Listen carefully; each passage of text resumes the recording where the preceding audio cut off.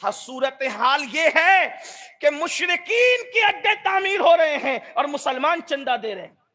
وہ قوم جن کو مسجد میں چندہ دینے کی توفیق نہیں، مسجد میں چندہ دیتے تو جیب میں نوٹ ٹٹول کر دیتے، جو نوٹ کہیں نہیں چلتی وہ مسجد میں چلانے کی کوشش کرتے.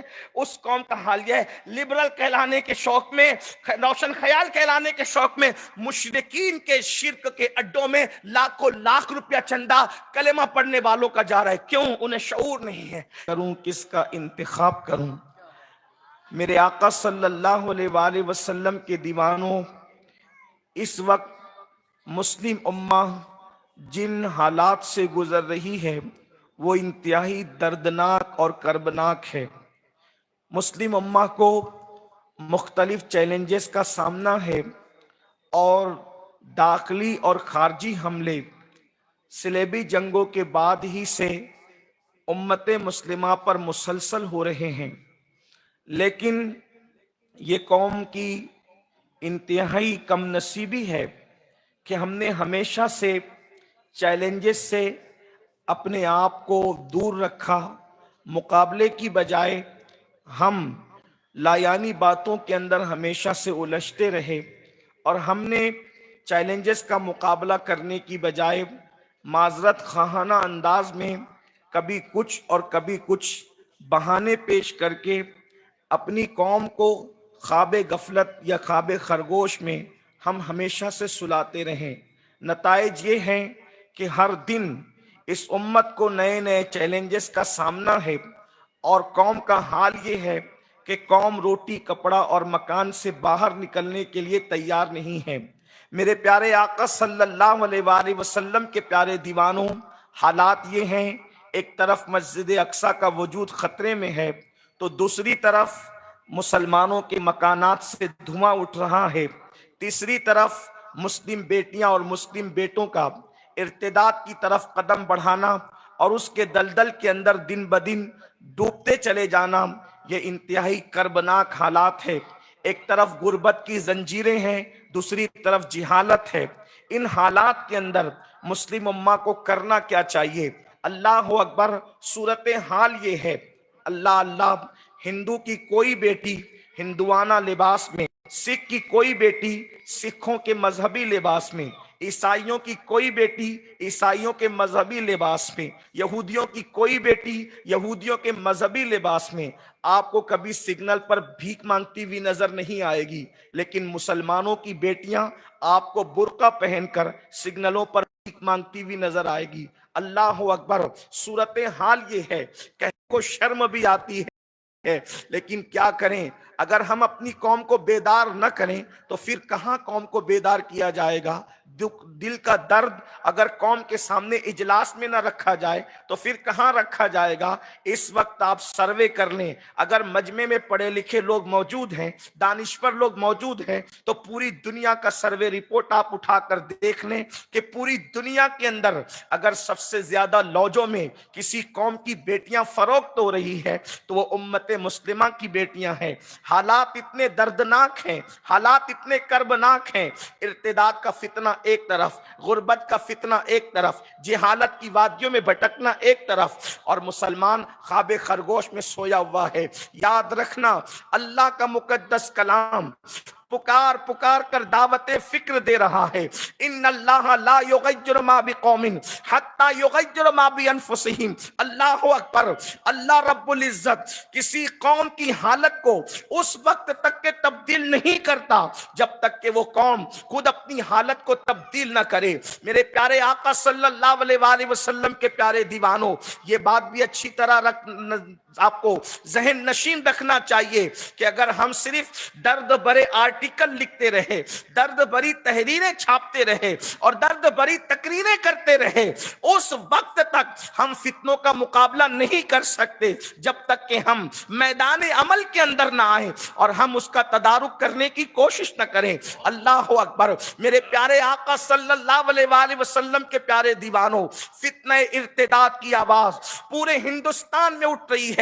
روزانہ درد بھری تحریریں اخبارات میں بھی چھپتی ہے، رسائل میں بھی چھپتی ہے اور اسی طریقے سے کانفرنسوں کے اندر تقریریں کی جاتی ہے، لیکن ہم کر کیا پا رہے ہیں سوائے تقریروں کے، سوائے تحریروں کے؟ یاد رکھنا، انقلاب کے لیے صرف تقریریں اور تحریریں کافی نہیں ہیں، جب تک کہ درد مند دل کے ساتھ ہم اپنی قوم کو میدان عمل میں لانے کی کوشش نہ کریں۔ اللہ اکبر! ہم کر کیا سکتے ہیں؟ آئیے میں آپ کے سامنے چند باتیں پیش کرتا ہوں۔ میرے پیارے آقا صلی اللہ علیہ وآلہ وسلم کے پیارے دیوانوں، حالات یہ ہیں، سب سے زیادہ ارتداد کی طرف اگر مائل ہیں تو وہ قوم کی بچیاں مائل ہیں۔ اور ایک بات آپ کو یہ بھی بتا دی جائے کہ صرف بیٹیاں ہی مرتد نہیں ہو رہی ہے، بلکہ بیٹے بھی ارتداد کی طرف جا رہے ہیں، اور جو لوگ نظر آ رہے ہیں وہ تو اپنی جگہ ہیں۔ اللہ اکبر! جن کے نام عبداللہ ہیں، جن کے نام عبد الرحمن ہیں، جن کے نام غلام مصطفیٰ ہے، اللہ اکبر! ان ناموں کے باوجود وہ اسلام پر کتنا ہے یہ ایک الگ مسئلہ ہے۔ اللہ اکبر! میرے آقا علیہ الصلوۃ و تسلیم کے پیارے دیوانوں، اللہ اللہ! جو مسلمان کہتے کہلواتے ہیں ان کو 5 کلمے بھی یاد نہیں ہیں۔ اللہ اللہ! ان کو دینیات کے حوالے سے اگر غسل اور وضو کے مسائل پوچھ لیے جائیں وہ بھی ان کو پتہ نہیں ہے۔ اگر کوئی ان کو ورگلا دے تو ہمارا مسلمان کا حال یہ ہے کہ مسلمان ایمانیات کے باب میں بھی اگر کوئی غیر مسلم اس سے سوالات پوچھے تو اس کو مطمئن نہیں کر سکتا۔ ایسے حالات میں امام اہل سنت رضی اللہ تبارک و تعالیٰ عنہ کے دور میں آج کے جو حالات ہیں کم و بیش ایسے ہی کچھ حالات امام اہل سنت کے زمانے میں بھی تھے، اس لیے کہ اس وقت پہلی اور دوسری جنگ عظیم کی تیاری ہو رہی تھی۔ اور یہ بات یاد رکھنا، جب بھی دنیا کے اندر اللہ اکبر اہل حق کو کچلنے کی کوشش کی جاتی ہے، جب بھی دنیا کے اندر دنیا کو تبدیل کرنے کی کوشش کی جاتی ہے تو اس کے تانے بانے پہلے سے بنے جاتے ہیں۔ امام اہل سنت کے دور میں پہلی اور دوسری جنگ عظیم کی تیاریاں شروع ہو رہی تھی، اس وقت کے حالات، اور اب دنیا تیسری جنگ عظیم کی طرف بڑھ رہی ہے، عالمی جنگ کی طرف بڑھ رہی ہے۔ اس وقت کے حالات میں اور ابھی کے حالات میں بہت زیادہ فرق نہیں ہے، لیکن اتنا ضرور کہہ سکتے ہیں اس زمانے میں جب پہلی اور دوسری جنگ عظیم کی تیاری ہو رہی تھی تو ہمارے قائدین میں امام اہل سنت امام احمد رضا جیسے لوگ موجود تھے، ہمارے قائدین میں سید دیدار علی الوری جیسے لوگ موجود تھے، ہماری جماعت میں قیادت کے اعتبار سے صدر الشریعہ بدر الطریقہ علامہ امجد علی جیسے لوگ موجود تھے، ہماری جماعت میں سیاست پر گہری نظر رکھنے والے صدر الفاضل فخر الاماثل علامہ سید نعیم الدین مراد آبادی جیسے لوگ موجود تھے، ہماری جماعت میں شیر بے شیر سنت حضرت علامہ حشمت علی خان جیسے لوگ موجود تھے، مفتی اعظم اور محدث اعظم جیسے بے نفس لوگ موجود تھے، مگر حالات آج بھی ویسے ہی ہیں اور ہم قیادت کی طرف نظر کرتے ہیں تو ہمیں کوئی امام اہل سنت کی نظیر نظر نہیں آتا، صدر الشریعہ کا بدل نظر نہیں آتا۔ شیر بے شیر سنت جیسا درد مند دل رکھنے والے لوگوں کو ہم چراغ لے کر نہیں بلکہ اگر سورج لے کر بھی تلاش کریں تو شاید ہم ناکام ہوں گے۔ میرے آقا علیہ الصلوۃ و تسلیم کے پیارے دیوانوں، ایسے حالات میں ہمیں کرنا کیا چاہیے؟ یاد رکھنا، مجھے یہاں پر احمد فراز کا ایک شعر یاد آتا ہے، انہوں نے کہا تھا کہ اللہ اکبر کہ شکوائے ظلمت شب سے تو کئی بہتر تھا، شکوائے ظلمت شب سے تو کئی بہتر تھا، اپنے حصے کی کوئی شمع جلاتے جاتے، اپنے حصے کی کوئی شمع جلاتے جاتے، شکوے کہاں تک کریں، دکھڑے کہاں تک بیان کریں؟ آئیے امام اہل سنت نے اپنے دور میں امت مسلمہ کی ترقی کے لیے، ان کی فلاح و صلاح کے لیے ایک اصول عطا فرمایا۔ آپ کا ایک مختصر سا رسالہ ہے جو عصر حاضر کی بڑی عظیم ضرورت ہے، اس کا نام ہے تدبیر فلاح نجات و اصلاح۔ آپ نے اس میں چند اصول پیش کیے ہیں امت مسلمہ کے لیے، اسی سے استفادہ کرتے ہوئے میں اپنے الفاظ کے جامع میں فتنہ ارتداد کے مقابلے کے لیے ان کو پیش کرنا چاہتا ہوں۔ نمبر 1، اگر مسلمان فتنہ ارتداد کا مقابلہ کرنا چاہتے ہیں تو پہلی چیز ہر مسلمان دیندار بننے کی کوشش کرے۔ سب سے پہلی ضرورت ہے ہم دیندار بنے، لیکن ایک بات آپ سے بڑی معذرت کے ساتھ ان علماء کی موجودگی میں، حالانکہ یہ ان کی ذرہ نوازیاں ہیں، میں ان کے سامنے طفل مکتب بھی نہیں، کوئی محقق حقی ادیب اور خطیب بھی ہوتا, کوئی دانشور بھی ہوتا, تو بھی میرا علمی معیار اتنا نہیں. لیکن اللہ اکبر, نہ میں خطیب نہ ادیب نہ کوئی دانشور, اس کے باوجود بھی صرف سبق سنانے کی نیت سے ان بڑے بزرگوں کے درمیان آپ کی خدمت میں بات عرض کرنا چاہتا ہوں. دینداری کا مطلب لوگ سمجھتے کیا ہے؟ صرف داڑھی, ٹوپی اور اسی طرح اماموں کے پیچ. اللہ اکبر, اسی کا نام دینداری ہے. یاد رکھنا, اگر دینداری اسی کو سمجھتے ہیں, میں داڑھی ٹوپی امامے کا منکر نہیں, لیکن دینداری کا مطلب کیا ہے؟ اللہ اکبر, دینداری میڈ ان انڈیا دینداری نہیں, بلکہ دینداری وہ ہے جو صفا کے چبوترے سے مصطفیٰ جان رحمت صلی اللہ علیہ وآلہ وسلم نے عطا فرمایا تھا. وہ دینداری جس میں غیبت کا کوئی تصور نہیں تھا, وہ دینداری جس میں جھوٹ کا کوئی تصور نہیں تھا, وہ دینداری جس میں ناپ تول کا کوئی ناپ تول میں کمی کا کوئی تصور نہیں تھا, وہ دینداری جس میں سود اور حرام کھانے کا کوئی تصور نہیں تھا, وہ دینداری. اللہ اکبر, آج تو مسلمانوں کا حال یہ ہے کہ اگر دو مسلمان ساتھ میں کھانا کھانے کے لیے بیٹھے اور اگر اس کے سامنے کوئی اچھی بوٹی آ جائے تو مسلمان انتظار کرتا ہے کہ اس کی نظر چک جائے تو میں اس سے ادھر ادھر نظر بچا کر کے وہ اچھا لقمہ اپنے آگے سمیٹ لوں. میں اس دینداری کی بات نہیں کر رہا ہوں, یہ اس دینداری کی بات کر رہا ہوں. اللہ اکبر, کہ تین مسلمان ایک کے بعد ایک زخمی ہو کر کے زمین پہ گرتے ہیں, اور گرنے کے بعد ایک مسلمان آواز لگاتا ہے, میرے آقا کا تربیت یافتہ صحابی رسول, العطش العطش العطش. اور اللہ اکبر, کوئی پانی پلانے والا اس صحابی کے منہ کے قریب مشکیزے کا منہ کرتا ہے, اور دوسرے صحابی زخمی ہو کر زمین پہ گرتے ہیں اور وہ العطش کی صدا لگاتے ہیں. تو وہ مسلمان جس کو رسول اللہ نے دیندار بنایا تھا, وہ اللہ اکبر زخموں سے چور ہو کر کے اپنے منہ کو مشکیزے سے ہٹا کر کہتا ہے, او پانی پلانے والے, پہلے پانی کی ضرورت جتنی مجھے ہے اس سے زیادہ میرے بھائی کو ہے, لے جا پہلے اسے پانی پلا دے. آپ مجھے بتائیں, زخموں سے چور انسان اچھی طرح جانتا ہے کہ 2 قطرے اس کی زندگی کو بچا بھی سکتے ہیں اور 2 قطرے اس کی جان بھی لے سکتے ہیں, مگر قربان مصطفیٰ جان رحمت صلی اللہ علیہ وآلہ وسلم نے کیا دینداری پیدا کی تھی.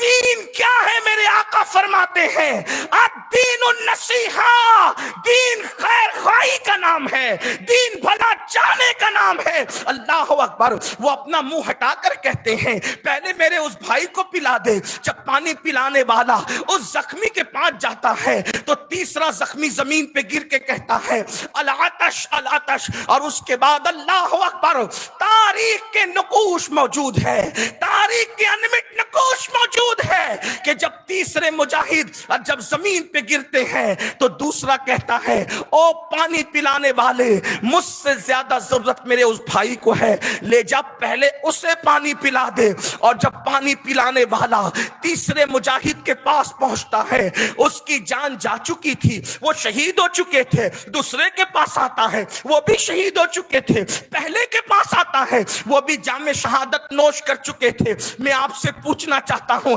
کیا اس دینداری کا تصور مسلم امہ کے پاس موجود ہے؟ اللہ اکبر, آج تو حال یہ ہے, اللہ اللہ, کسی مسلمان بھائی کی خیر خواہی تو دور کی بات, بلکہ اللہ اکبر سگے بھائی کا بھی اچھا نہیں دیکھ پاتے ہیں. سگے بھائی سے بھی حسد ہے, سگے بھائی سے بھی جلن ہے. اس کا کاروبار اچھا چل رہا ہے تو یہ بے چین ہے, یہ بے قرار ہے, اس کو بیٹے ہی بیٹے پیدا ہو رہے ہیں تو بھی اس کی تڑپ ہے. مجھے بتاؤ مسلمانوں, ان حالات میں ہم کس طریقے سے چیلنجز کا مقابلہ کر سکتے ہیں؟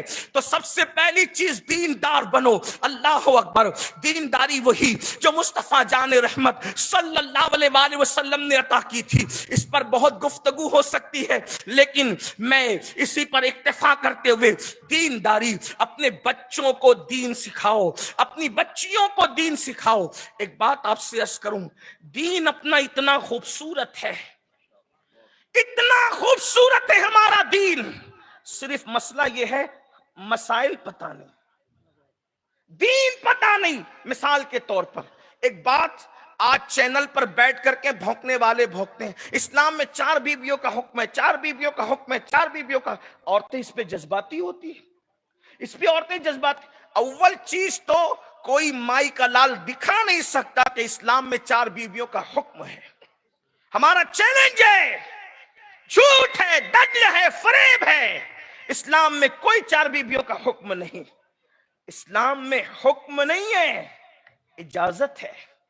اگر حکم ہوتا تو یہ مسواک کرنے والے علماء ان کی 1 بیویاں کیوں ہوتی؟ حکم ہوتا تو یہ نمک چکھنے والے علماء ان کی 1 بیویاں کیوں ہوتی؟ ان کی بھی 4 ہوتی۔ حکم نہیں ہے، حکم الگ چیز ہے، اجازت الگ چیز ہے۔ اسلام میں 4 بیویوں کا حکم نہیں ہے، اجازت ہے۔ اچھا پھر اجازت بھی کیوں ہے؟ تو قرآن کہتا ہے فَانْكِحُوا مَا طَابَ لَكُم مِّنَ النِّسَاءِ مَثْنَىٰ وَثُلَاثَ وَرُبَاعَ۔ لیکن آگے قرآن کیا کہہ رہا ہے؟ فَإِنْ خِفْتُمْ أَلَّا تَعْدِلُوا فَوَاحِدًا۔ ان عورتوں سے نکاح کرو جو تمہیں پسند آئے، 2 3 4 اور اگر ان کے درمیان انصاف نہ کر سکو تو 1 ہی کرنا۔ ٹھیک، اب آپ سے پوچھنا چاہتا ہوں، پھر یہ سوال ہوتا ہے ٹی وی چینلوں پر، 4 کیوں؟ 4 کیوں؟ عورتوں پہ ظلم ہے، 4 کیوں؟ اور ڈیبیٹ میں ان کو لا کر کے بٹھاتے ہیں جن جاہلوں کو مبادیات کا علم نہیں۔ ہمارے محققین کو تھوڑی بٹھاتے ہیں، ہمارے محققین کو جس دن بٹھاؤ گے انشاءاللہ اس دن دھول نہ چٹا دے تو پھر کہنا۔ لیکن توجہ فرمائیں، غور کریں، 4 کا پھر 4 کی اجازت کیوں؟ تو بیک گراؤنڈ سمجھنے کی ضرورت ہے۔ آپ بدگمان ہوتے ہیں، پڑھے لکھے نوجوان بدگمان ہوتے ہیں، بیٹیاں بدگمان ہوتی ہے، میری آواز پہنچ رہی ہے تو میں آپ سے کہنا چاہتا ہوں اسلام نے 4 کی اجازت دے کے عورت پہ ظلم کیا نہیں۔ تو 4 کا بیک گراؤنڈ کیا ہے، پس منظر کیا ہے؟ آپ سنیں، اس کو غور کریں، خواتین موجود ہیں ان کی بھی توجہ۔ 4 کی اجازت دے کر اسلام نے عورت پر ظلم کرنے کی بجائے عورت کو ظلم سے بچا لیا، کیونکہ یہ آیہ کریمہ اس ماحول میں نازل ہوئی جہاں نکاح کرنے کے حوالے سے عورتوں کی کوئی قید نہیں تھی۔ کسی کی 100 بیویاں تھی، کسی کی 50 تھی، کسی کی 30 تھی، کسی کی 500 تھی، کسی کی 900 تھی، کسی کی 700 تھی، یعنی کوئی حد نہیں تھی۔ اسلام اس دور میں آیا ہے، قرآن اس دور میں نازل ہوا ہے جب شادیاں کرنے کے لیے کوئی قید نہیں تھی۔ کوئی 900 کرنا چاہے تو کر سکتا تھا، 500 کرنا چاہے تو کر سکتا تھا، 700 کرنا چاہے تو کر سکتا تھا۔ اسلام آیا اور ان لاتعداد بیویوں کو رکھنے سے منع کر کے کہا اتنی ساری نہیں رکھ سکتے، اگر تمہیں پسند ہی آئے تو تمہاری حد متعین کی جا رہی ہے، مثنیٰ و ثلاث و رباع، زیادہ سے زیادہ 4 کر سکتے ہو، اس سے زیادہ نہیں کر سکتے، اور اگر انصاف نہ کر سکو تو پھر 1 ہی پہ اکتفا کرو۔ بتاؤ یہ عورت پر ظلم ہے یا عورت پہ احسان؟ 700 900 1000 کو 4 پر لا کر مقید کر دیا، یہ تو اسلام کا احسان ہے عورت پر۔ آپ انداز، لیکن یہ بات کیوں سمجھ میں نہیں آتی؟ وجہ صرف یہ ہے، وجہ صرف کیا ہے؟ دین کا علم نہیں۔ ہمیں دین کا علم دینا ضروری ہے۔ جس دن ہمارے بچوں کو علم دین پتہ چل جائے گا اس دن انشاءاللہ نہ ہماری بیٹیاں ارتداد کی طرف جائے گی نہ ہمارے بیٹے ارتداد کی طرف جائیں گے۔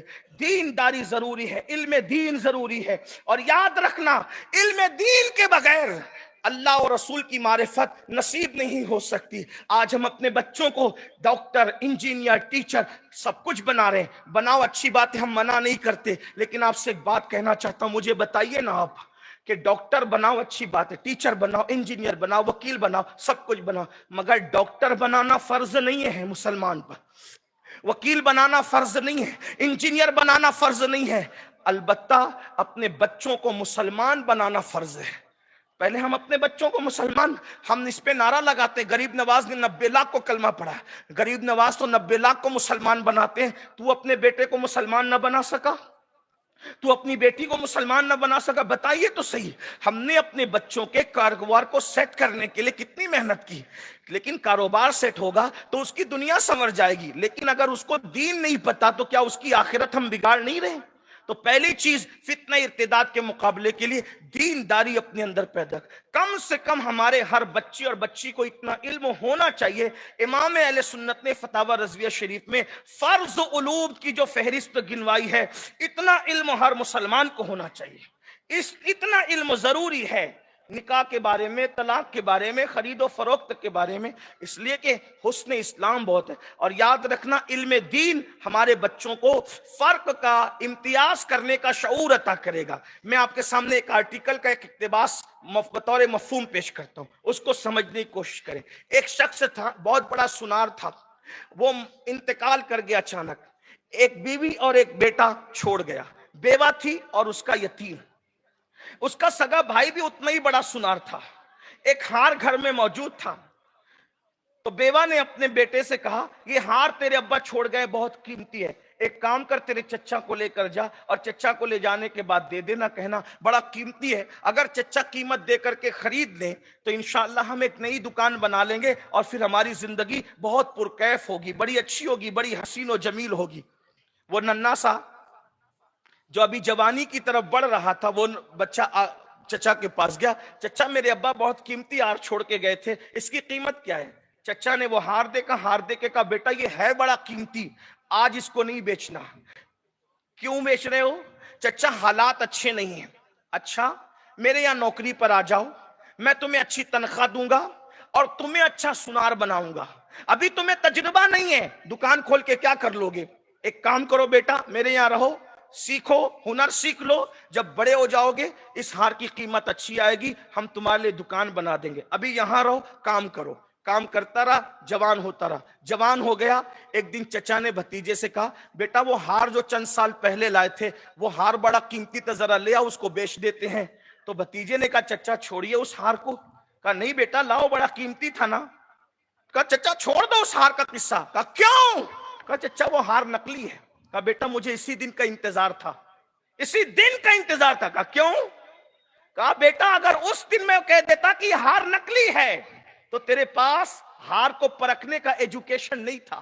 اس دن تو کہتا چچا مجھ پہ ظلم کر رہا ہے، میری یتیمی کا ناجائز فائدہ اٹھا رہا ہے، ہماری غربت کا ناجائز فائدہ اٹھا رہا ہے. تو میں نے ہار کے بارے میں کچھ نہیں کہا، میں نے صرف تجھے ہنر دے دیا تاکہ تو اچھے برے میں، اصلی اور نقلی میں فرق کر سکے. خدا کی عزت کی قسم، دنیا میں بے شمار مذاہب ہیں، بے شمار مسالک ہیں، اگر اس میں فرق کرنے کا ہم اپنے بچوں کو شعور دے دیں گے انشاءاللہ تو ہم سے زیادہ ہمارے بچے اس میں تفریق کرنے لگیں گے، فرق کرنے لگیں گے.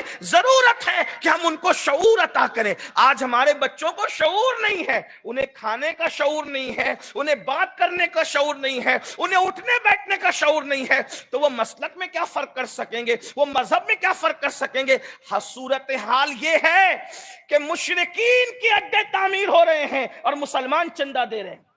وہ قوم جن کو مسجد میں چندہ دینے کی توفیق نہیں، مسجد میں چندہ دیتے ہیں تو جیب میں نوٹ ٹٹول کر دیتے ہیں، جو نوٹ کہیں نہیں چلتی وہ مسجد میں چلانے کی کوشش کرتے ہیں. اس قوم کا حال یہ ہے، لبرل کہلانے کے شوق میں، روشن خیال کہلانے کے شوق میں مشرکین کے شرک کے اڈوں میں لاکھوں لاکھ روپیہ چندہ کلمہ پڑھنے والوں کا جا رہا ہے. کیوں؟ انہیں شعور نہیں ہے. اس لیے پہلی چیز دیندار بنو، دوسری چیز مالدار بنو، دولت حاصل.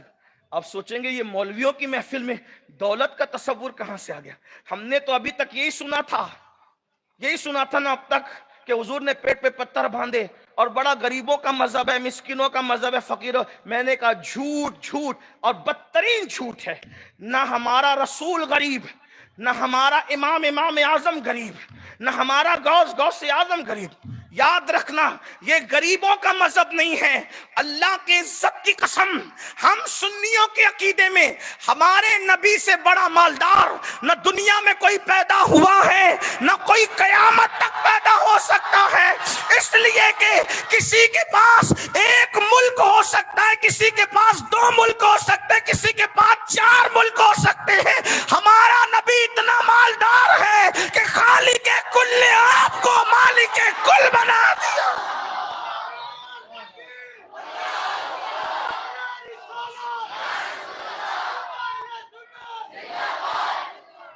ہمارے نبی کے پاس جتنی دولت تھی اتنی دولت کسی کے پاس. ظاہری اعتبار سے بھی اللہ کے رسول کی آمدنی اس دور میں لاکھوں کی تھی.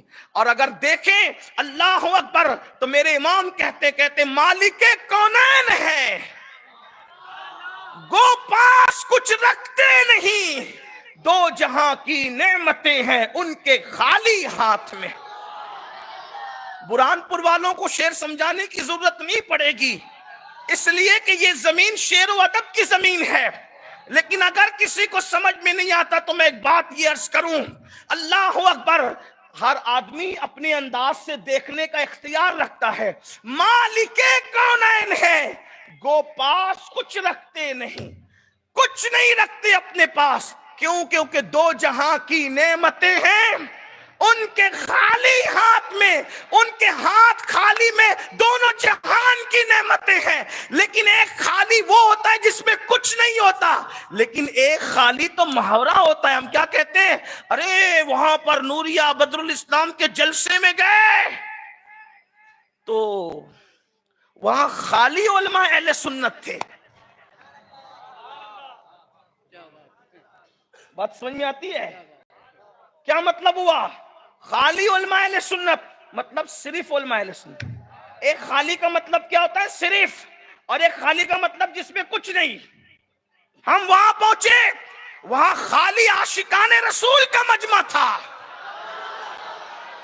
تو اب کیا مطلب ہوا؟ مالک کونین ہے، گو پاس کچھ رکھتے نہیں، دو جہاں کی نعمتیں ہیں ان کے خالی ہاتھ میں، صرف ان کے ہاتھ میں دو جہاں کی نعمت ہے. آسمان خان، زمین خان، زمانہ مہمان، صاحب خانہ لقب کس کا ہے؟ تیرا تیرا. میرے کریم سے گر قطرہ کسی نے مانگا، دریا بہا دیے ہیں، دربے بہا دیے. اسی لیے ایک مقام پر میرے امام اہل سنت نے اللہ کے رسول کو زاہد محض کہنے سے انکار فرمایا کہ ہم حضور کو زاہد نہیں کہتے، اس لیے کہ زاہد وہ ہوتا ہے جس کے پاس کچھ نہیں ہوتا.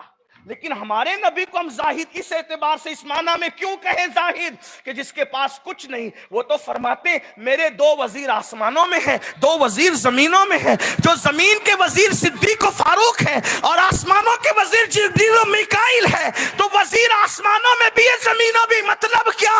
جو جہاں تک حکومت رکھتا ہے وہاں تک وزیر رکھتا ہے.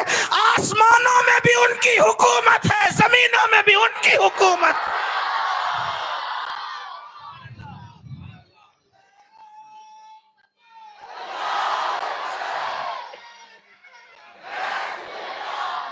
مالدار بنیے، مالدار بنیے، اس لیے کہ غربت انسان کو کبھی کبھی کفر تک لے جاتی ہے. لوگوں کی سازش ہے پہلے غریب کرو پھر کافر بناؤ، پہلے غریب کرو پھر مرتد بناؤ. اس لیے مالدار بنیے. لیکن آپ مالدار کیسے بنیں گے؟ آپ کے ہاتھ سے تو موبائل گیم ہی نہیں چھوٹ رہا ہے. آپ کی پوری رات تو ننگی اور گندی فلمیں دیکھنے میں گزر. جو آدمی پوری رات گندی فلمیں دیکھ کے گزارے گا وہ صبح اٹھے گا کب؟ لوگوں کی صبح تو سورج نکلنے کے بعد ہو جاتی، آپ کی صبح تو آدھے دن کے بعد ہوتی ہے. آپ مجھے بتائیں کب آپ ترقی کریں گے؟ حال یہ ہے، برہان پور والوں سے بھی کہتا ہوں کہ برہان پور اور مالیگاؤں میں کوئی زیادہ فرق نہیں ہے تہذیب کا، گفتگو کا، کلچر کا، بلکہ صنعت کا بھی بہت زیادہ فرق نہیں. آپ بھی لوم والے، ہم لوگ بھی لوم والے، رشتہ داریاں بھی ہیں. لیکن ایک چائے پینے جاتے ہیں، یہ ایسا کر رہا ہے، وہ ایسا کر رہا ہے، ایک ایسا کرے کہ اوکے ویسا کرے کہ اس میں گھنٹوں گزار دیتے ہیں. لوگ کہتے ہیں اس میں کیا جاتا ہے؟ میں نے کہا وقت کا ضائع کرنا بھی تو بڑا نقصان ہے. ہمارے مذہب نے وقت کو ضائع کرنے کی اجازت نہیں. اس کے اوٹے پہ بیٹھ کر موبائل میں گیم کھیل کر کے بیٹھے، اس کے یہاں بیٹھ کر کے اوٹے پر بیٹھ کر کے یہ کر رہے وہ کر رہے. مسلمانوں بتاؤ کب ترقی کرو گے؟ اس لیے مالدار بنو، محنت کرو. ہاں لیکن یہ ضرور کہوں گا کہ جوے سے مالدار مت بننا، شراب بیچ کر مالدار مت بننا، اللہ اکبر، جرائم کر کے مالدار مت بننا، چوری کر کے مالدار مت بننا. محنت کرو اور تجارت کرو، اس میں ترقی کرو. اللہ کے رسول نے خود تجارت فرمائی، ملک شام تک کا سفر کیا تجارت کے لیے. اللہ کے رسول علیہ السلام صدیق اکبر تاجر تھے، اور صدیق اکبر تو ایسے تاجر تھے، یہ بھی توجہ کرنے کی بات ہے. حضرت عثمان غنی، حضرت عبد الرحمن ابن عوف، حضرت ابو عبیدہ ابن الجراح، یہ سب کے سب لوگ सिद्दीक अकबर की मेहनत से मुसलमान हुए। वजह ये भी ताजिर थे, सिद्दीक अकबर भी ताजिर थे। इसका मतलब ये है कि फील्ड का आदमी फील्ड के आदमी से मुतासिर होता है। हो सकता है मौलवी की बात से मुतासिर ना हो, लेकिन अगर ताजिर किसी ताजिर को दीन की दावत देगा वो जल्दी एक्सेप्ट करेगा। डॉक्टर किसी डॉक्टर को दीन की दावत देगा वो जल्दी उसे कबूल करेगा। इंजीनियर किसी इंजीनियर को दीन की दावत देगा वो उसे जल्दी कबूल करेगा। हमने तो सोचा है ये सारा दीनी काम उलमा के हिस्से में, मुबल्लिगीन के हिस्से में, दायाने दीन के हिस्से में। आप मुझे बताएं, मालाबार की सरजमीन पर जो सहाबा का काफिला आया था वो किसी खतीब की हैसियत से नहीं आए थे, वो किसी मुकर्रिर की हैसियत से नहीं आए थे, वो किसी मस्जिद के इमाम की हैसियत से नहीं आए थे, वो मुजाहिदे महज की हैसियत से नहीं आए थे। वो एक हाथ में कुरान और एक हाथ में माले तिजारत लेकर आए थे। तिजारत करते हुए इतनी सदाकत से तिजारत की कि अल्लाह अकबर, मालाबार के मालाबारी लोग अरबी नहीं जानते थे, लेकिन किरदार असहाब को देख करके कि इतनी दयानत से भी कोई तिजारत करता है, उस किरदार ने लोगों को मुसलमान होने पे मजबूर कर दिया था। अंदाजा फरमाए, पहले इस्लाम की खिदमत करने वाले ताजिर थे। तिजारत कीजिए और याद रखना, जब आप तिजारत करते तो हर इंसान से सामना होगा। आपके अंदाजे तिजारत को देख करके अल्लाह के रसूल अलैहि सलाम ने फरमाया, सच्चा ताजिर नबियों के साथ जन्नत में दाखिल किया जाएगा। अल्लाह के रसूल ने सच्चे ताजिर के लिए फरमाया अंबिया के साथ जन्नत में जाएगा। आपका अंदाजे तिजारत देख करके लोगों को यह महसूस होना चाहिए, जब उम्मती की सदाकत का ये आलम है तो इनके नबी जो सादिकुल वादुल अमीन थे उनकी सदाकत का आलम क्या होगा। इसलिए गुर्बत कभी कभी कुफ्र तक ले जाती है। आज गुर्बत ही से कुछ ले जा रहे हैं। औरतें, बच्चियां जो अगर लॉजों में बिक रही है या सिग्नलों पे बुर्का पहन के भीख मांग रही है, अल्लाह अकबर, या इर्तिदाद की तरफ जा रही, उसमें कहीं ना कहीं गुर्बत का बहुत बड़ा अमल दखल है। और एक बात आपसे ये भी कहूं, कुछ लोग क्या कहते हैं, मौलाना हम तो रिलीफ बांटते हैं ना, मौलाना हम तो ज़कात भी बांटते हैं ना, हम तो सदका भी देते हैं ना। बड़ी माजरत के साथ, रिलीफ, सदका, ज़कात अपनी जगह है। ये सब देने के बाद हमारी कौम में मांगने वाले बड़े कि देने वाले बड़े? बताएं क्या है, आप मुझे बताएं। यहां सदके ज़कात की बात नहीं हो रही है, फिलहाल बात ये हो रही है कि आप अपने समाज पर ऐसी मेहनत करें कि आपके समाज के गरीब गुरबा खुद मालदार बने। आप ऐसी मेहनत करें। अल्लाह के रसूल अलैहिस्सलाम को देखें, सहाबा को देखें, औलिया को देखें, उन लोगों ने किस तरीके से लोगों को मालदार बनाया। कुरान कहता है कि उन्हें यही बुरा लगाना कि अल्लाह और उसके रसूल ने, मुनाफिकीन को यही बुरा लगाना कि अल्लाह उसके रसूल ने मोमिनों को गनी कर दिया। हुजूर तो गनी करने आए थे। बल्कि यहाँ एक बात मुझे याद आई, बड़ी अच्छी सी बात। अल्लाह अकबर, अल्लाह अकबर। हजरत सैयदना इमाम जाफर सादिक का बचपना था, जिनकी नियाज शरीफ आप करते हैं। इमाम जाफर सादिक का बचपना था। हातिम ताई के खानदान का कोई फर्द मदीने मुनव्वरा में आया और आने के बाद चेहरे पर शहजादगी के आसार देख करके, शहजादगी का असर देख के सोचा ये है किसी खानदान बड़े का, बड़े खानदान का शहजादा है।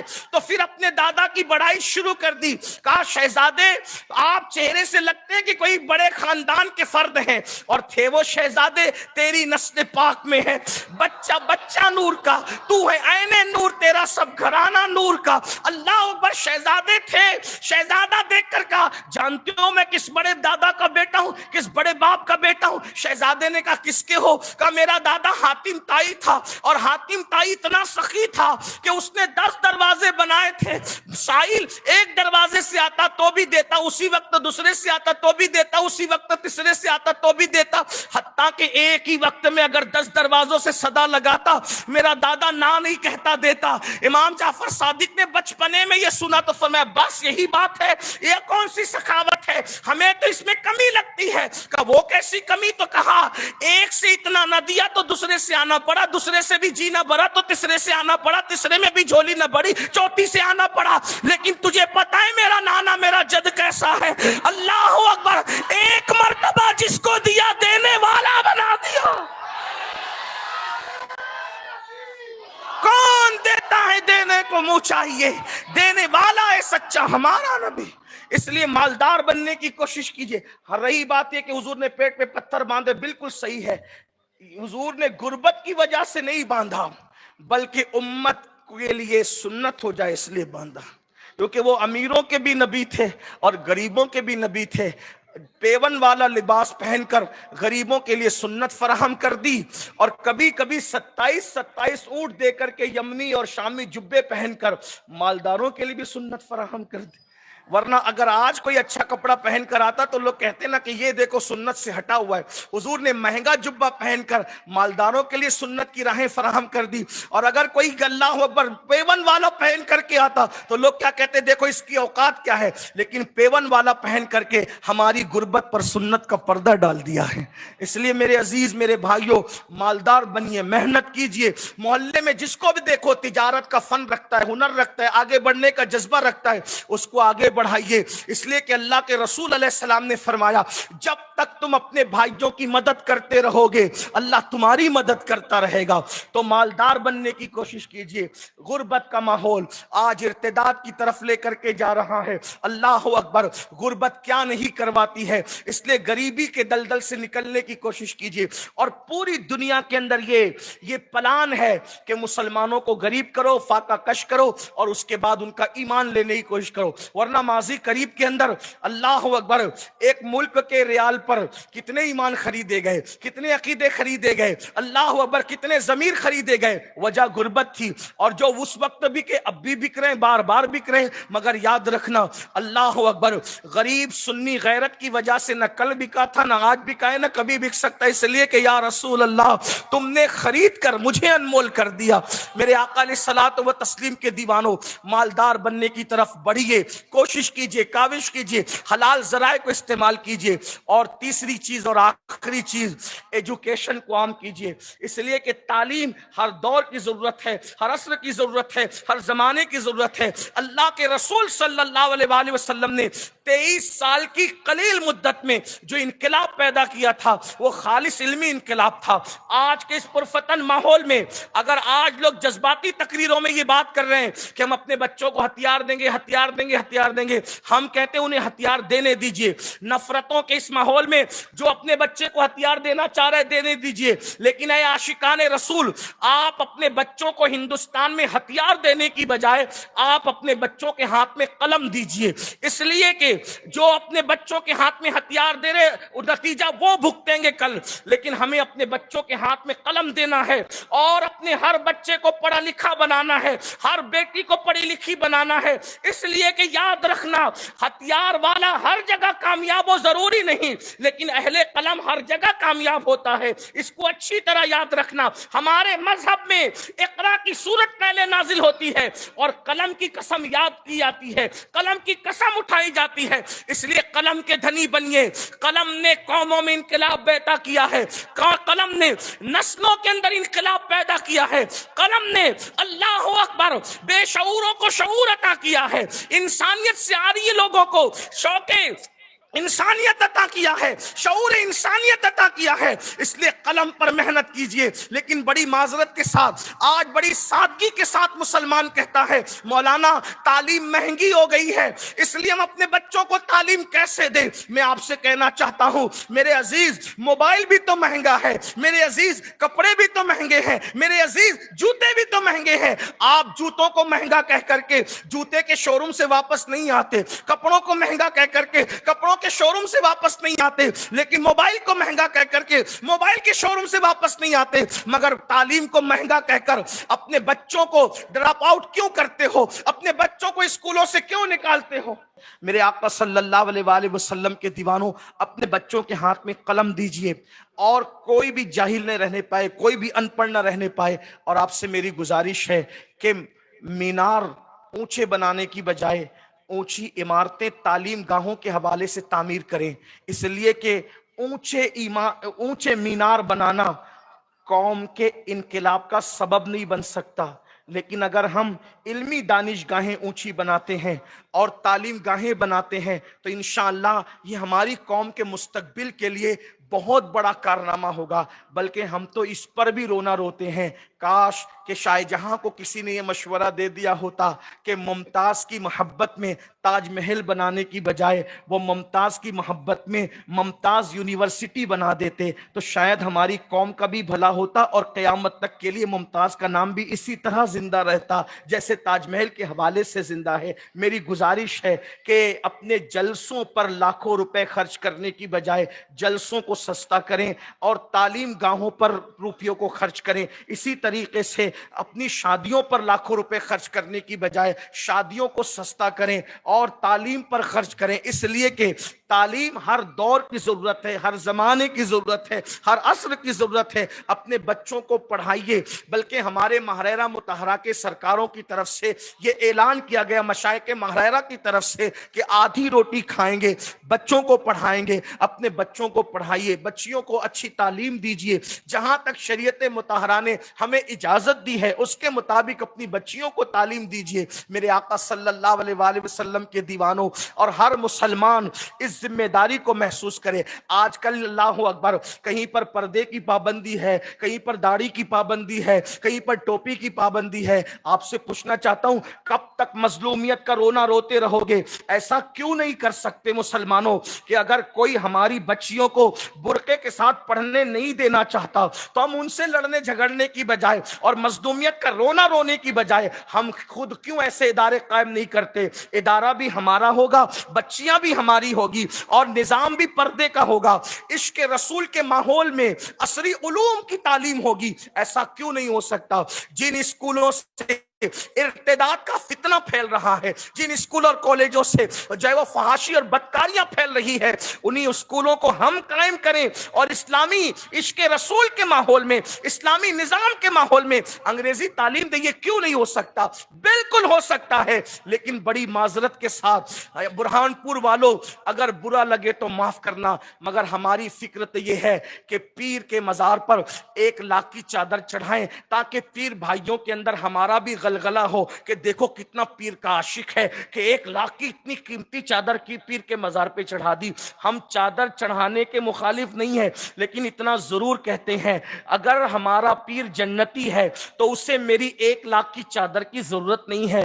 1 لاکھ کی بجائے میں 1000 کی چادر چڑھا دوں اور 99,000 روپے اپنے پیر کے ایصال ثواب کے لیے یہ کسی تعلیم کے نام پر ادارے میں خرچ کر دوں۔ کہ یہ نہیں ہو سکتا؟ کہ یہ نظریات ہمارے نہیں ہو سکتے؟ آج تو آراز کا معاملہ اتنا دگرگوں ہو چکا ہے، اللہ اکبر، کہ قوال اور قوالنوں کا مقابلہ ہوتا ہے اور ایک سیٹیا 35,000 روپیہ ان نچنیوں پر لٹا دیتا ہے۔ یاد رکھیے گا، میں کوئی جائز اور ناجائز کے بارے میں بات نہیں کر رہا ہوں، لیکن میں آپ اس سے اتنا پوچھنا چاہتا ہوں، جس قوم کی بیٹیاں لوجوں میں غربت کی وجہ سے بک رہی ہو، جس قوم کی بیٹیاں سگنلوں پر بھیک مانگ رہی ہو، جس قوم کی بیٹیاں اور بیٹے فاقہ کشی کی وجہ سے مذہب تبدیل کر رہے ہو، اس قوم کو اس بات کی کب اجازت ہے کہ وہ قوالن کا مقابلہ کرا کر قوال کے ساتھ ایک سیٹیا 35,000 روپیہ لٹا دے؟ کیا قیامت کے دن تم سے پوچھا نہیں جائے گا اللہ کے رسول صلی اللہ علیہ وآلہ وسلم کا سامنا کس منہ سے کرو گے؟ اللہ کے رسول نے پوچھ لیا، ظالم، میرے چمن پر، میرے بنائے ہوئے چمن پر خزاں لٹائی جا رہی تھی اور تو اپنے پیسوں کو یوں فضول برباد کر رہا تھا، بتاؤ کیا جواب دو گے؟ اللہ اکبر، مسلمانوں ہماری تو نیندیں اڑ جانی چاہیے۔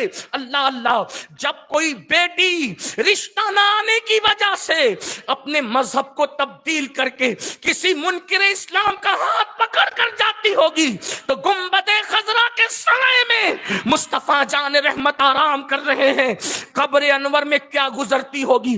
اللہ کے رسول علیہ السلام کے دل پر اس وقت کیا گزرتی ہوگی؟ مجھے بتاؤ۔ اللہ کے بندو، اپنی ذمہ داریوں کو محسوس کرو، اپنی دولت کو فضول کاموں میں خرچ کرنے کی بجائے اپنی دولت کو ترجیحات علماء سے معلوم کریں، کس پر خرچ کرنا چاہیے، کہاں خرچ کرنا چاہیے۔ اور ایک بات بس اختتام پر عرض کر دوں، یاد رکھنا، اگر ہم نے ایک دوسرے کو سہارا نہیں دیا اور ہم اسی طریقے سے خود غرض اور سیلفش بنے رہے تو آنے والا وقت بڑا بھیانک ہوگا۔ آج ہم پیسہ وہیں خرچ کرتے ہیں نا جہاں پر ہمارا فوٹو چھپے، مخیر قوم و ملت کا ٹائٹل ہمیں نصیب ہو۔ ہم نے اللہ کے لیے آج تک کیا کیا؟ ہم نے تو جنازوں کو بھی غریبی اور امیری میں بانٹ دیا، شادیوں کو بھی غریبی اور امیری میں بانٹ دیا۔ آخری بات، کیوں انسان ضمیر بیچتا ہے؟ کیوں انسان جسم بیچتا ہے؟ کیوں انسان مذہب کا سودا کرتا ہے؟ کیوں انسان عقیدے کا سودا کرتا ہے؟ بات کو اینڈ کرتے ہوئے آخری بات کے طور پر بہت دھیان سے سننا، اس لیے کہ غربت انسان کو کبھی کبھی کفر تک لے جاتی ہے۔ کسی مفکر نے ایک آرٹیکل لکھا تھا، اس کا مفہوم اپنے الفاظ کے جامع میں پیش کر رہا ہوں۔ کہتے ہیں کہ ایک باپ تھا اور اس کی 4-5 بیٹیاں تھیں۔ باپ سے بیٹیاں بہت محبت کرتی ہے، بہت پیار کرتی ہے۔ باپ کی تکلیف بیٹیاں دیکھ نہیں پاتی۔ فطری طور پر بچیوں کو باپ سے بڑا لگاؤ ہوتا ہے۔ کہا جاتا ہے کہ باپ کینسر کے مرض میں مبتلا ہو گیا اور ماں ٹی بی کے مرض کا شکار ہو گئی۔ غربت نے جو ہے وہ گھر پر نظر ڈال دی، بیٹیاں ہی بیٹیاں تھیں۔ کمانے والا باپ جب کینسر کے مرض کا شکار ہوا تو پھر یہ ہوا کہ ان خوبصورت بیٹیوں کو کوئی رشتہ نہیں آ رہا تھا، اور رشتے آتے بھی تھے، رشتے آتے بھی تھے تو لوگ دیکھ دیکھ کر کے واپس لوٹ جاتے تھے۔ لڑکیاں قبول صورت تو تھی، لیکن ان کی غربت قبولیت کے قابل اس ظالم معاشرے میں نہیں تھی۔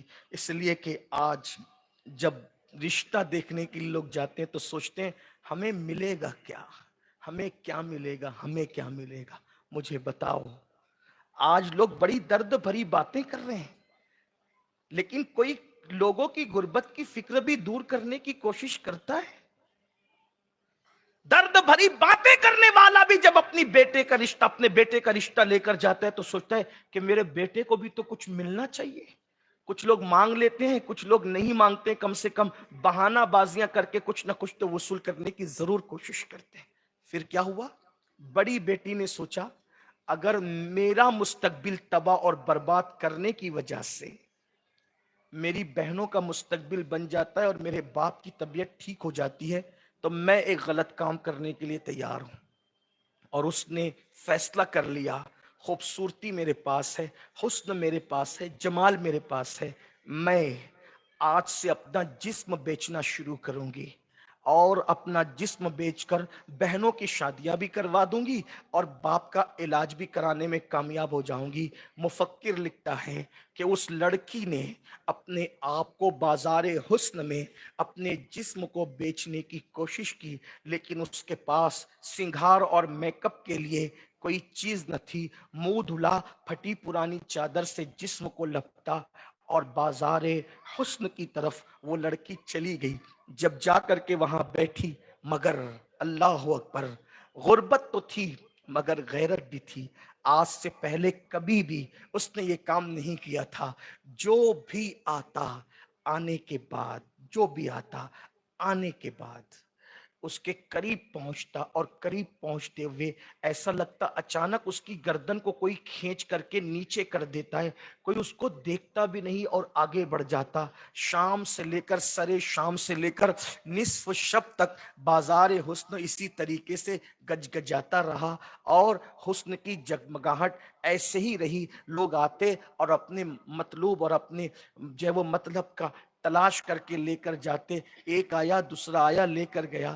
آخرکار جب رات نے اپنی سیاہ زلفوں کو جو ہے وہ بہت زیادہ دراز کر دیا اور رات کی زلفیں کمر سے نیچے ڈھلکنے لگی تو پھر بازار حسن ختم ہو گیا۔ سب چلے گئے، لے جانے والے بھی اور جانے والے بھی، تنہا یہ لڑکی غریب باپ کی بیٹی رہ گئی۔ جب دائیں بائیں دیکھا تو کوئی نہ تھا، نہ کوئی آنے والا نہ کوئی جانے والا، نہ لے جانے والا نہ کوئی جانے والا۔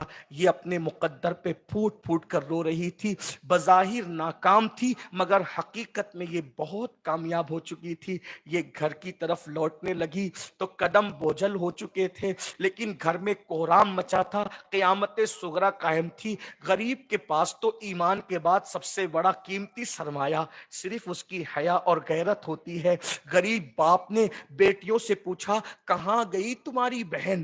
تو بیٹیاں جواب نہ دے سکی تو باپ کلیجہ پکڑ کے رہ گیا۔ نصف شب گزر چکی ہے، رات ڈھل چکی ہے، بیٹی گئی کہاں ہے؟ لیکن اللہ اکبر، دروازے پہ دستک ہوئی، بہنوں نے جلدی سے دروازہ کھولا، اور اس کے بعد جب دروازہ کھلا تو باپ نے بھرائی ہوئی آواز میں پوچھا ظالم کہاں گئی تھی؟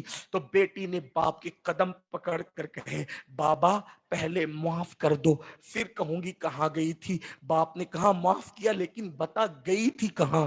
تو اس بیٹی نے کہا بابا غربت دیکھی نہیں جاتی، بہنوں کی بے بسی دیکھی نہیں جاتی، آپ کی بیماری دیکھی نہیں جاتی، یہ قوم کے نام نہاد مخیر ہمیں آپ کے علاج کے لیے مدد نہیں کرتے، آپ کی دوا کے لیے ہماری امداد نہیں کرتے، بہنوں کو کوئی رشتہ دینے کے لیے تیار نہیں، اپنی بہو اور بیوی بنانے کے لیے تیار نہیں۔ تو میں نے سوچا اگر ایک کی کا مستقبل برباد ہو کر 4 مستقبل آباد ہوتے ہیں تو میں نے یہ فیصلہ کیا تھا کہ اپنا حسن بیچ کر کے بہنوں کی شادی کر کے آپ کا اچھا علاج کروا لوں گی۔ بابا باپ کی آنکھیں پھٹی کے پھٹی رہ گئی، سانسیں رک گئی۔ پھر کیا ہوا بابا؟ مگر میں گئی تھی، ہر آنے والا آتا اور آنے کے بعد میری دل کی دھڑکنیں تیز ہو جاتی، سوچتی یہ لے جائے گا یہ لے جائے گا، مگر بابا اللہ کی قسم جو بھی آتا اس کی نظریں جھک جاتی، گردن جھک جاتی۔ کوئی اتنا حسین پورے بازار حسن میں میری طرح نہ تھا، مگر کسی کی نظر مجھ پر نہ اٹھی، سب کسی اور کو لے گئے مجھے نہیں۔ بابا تیری بیٹی ناکام لوٹی مگر حقیقت میں کامیاب لوٹی۔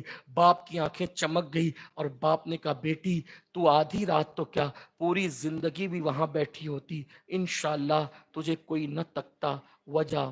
بیٹی نے کہا آپ اتنے یقین سے کیسے کہہ رہے ہیں؟ تو باپ نے کہا بیٹی مجھے اپنی ذات پہ نہیں اپنے نبی کے فرمان پر یقین ہے، میرے نبی نے فرمایا کما تدین تدان، تم جیسا کرو گے تمہارے ساتھ ویسا ہی کیا جائے گا۔ بیٹی تیرے باپ نے کبھی کسی عورت پر حرام نظر نہیں اٹھائی، تو جب میں نے کسی کو پاپ کی نظر سے نہ دیکھا تو میری بیٹی کو پاپ کی نظر سے کیسے دیکھا جا سکتا ہے؟ لیکن میرے عزیز آپ اندازہ کریں اس طریقے سے قدم بہکتے ہیں۔ آج ہم درد بھری باتیں تو کر رہے ہیں، کیا ہم کسی کا بوجھ اٹھانے کی کوشش بھی کر رہے ہیں؟ ہر نوجوان کو شوق ہے مجھے مالدار گھرانے کی بیوی ملے، مجھے خوبصورت بیوی ملے۔ میرے عزیز اگر ہر بندہ یہی کرتا رہا تو بتاؤ غریبوں کا کون پرسان حال ہوگا؟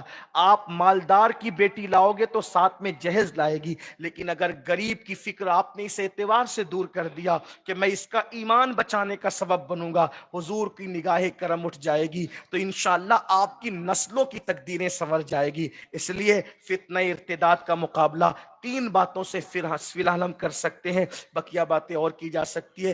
دیندار بنیے، مالدار بنیے، ایجوکیشن کو عام کیجئے۔ اللہ پاک ہم سب کو عمل کی توفیق دے۔ گفتگو کے درمیان اگر کوئی غلطی ہو تو اللہ تعالیٰ معاف فرمائے۔ استغفر اللہ ربی من کل ذنب واتوب الیہ۔ خدا تجھے کسی طوفان سے آشنا کر دے، خدا تجھے کسی طوفان سے آشنا کر دے کہ تیری بحر کی موجوں میں اضطراب نہیں، نہ سنبھلو گے تو مٹ جاؤ گے۔ اے ہندی مسلمانوں تمہاری داستان تک بھی نہ ہوگی داستانوں میں۔ السلام علیکم ورحمۃ اللہ وبرکاتہ۔